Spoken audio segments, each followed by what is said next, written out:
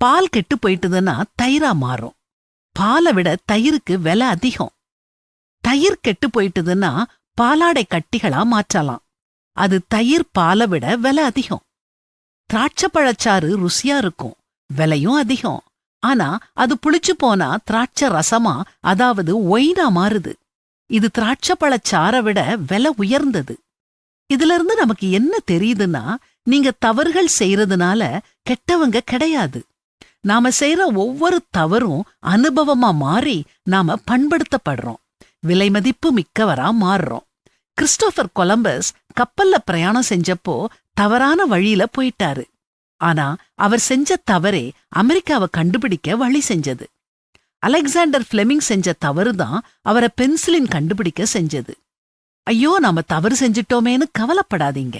எல்லாம் போச்சேன்னு தலையில கைய வச்சுட்டு உட்கார்ந்துராதீங்க. மனம் துவண்டு போயிராதீங்க. வெற்றி மேல வெற்றிய பெற்றுக்கிட்டே இருந்தோம்னா நாம சிறப்பானவங்களா ஆக முடியாது. நாம செய்யும் தவறுகளால ஏற்படும் தோல்விகள்ல இருந்து நாம படிக்கும் பாடம்தான் நம்மள சிறப்பானவங்களா மாற்றும். நாம தவறுகள் செய்யறதுனால உபத்திரவங்கள் வரும்.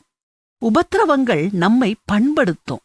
இதத்தான் பரிசுத்த வேதாகமமும் நமக்கு தெளிவா சொல்லுது. அது மாத்திரமல்ல, உபத்திரவம் பொறுமையையும், பொறுமை பரீட்சையையும், பரீட்சை நம்பிக்கையையும் உண்டாக்குகிறதென்று நாங்கள் அறிந்து உபத்திரவங்களிலேயும் மேன்மை பாராட்டுகிறோம். இனிமேல உபத்திரவம் வரும்போது சந்தோஷப்படுங்க. ஏன்னா நாம சிறந்தவங்களா மாறிக்கிட்டு இருக்கோம்.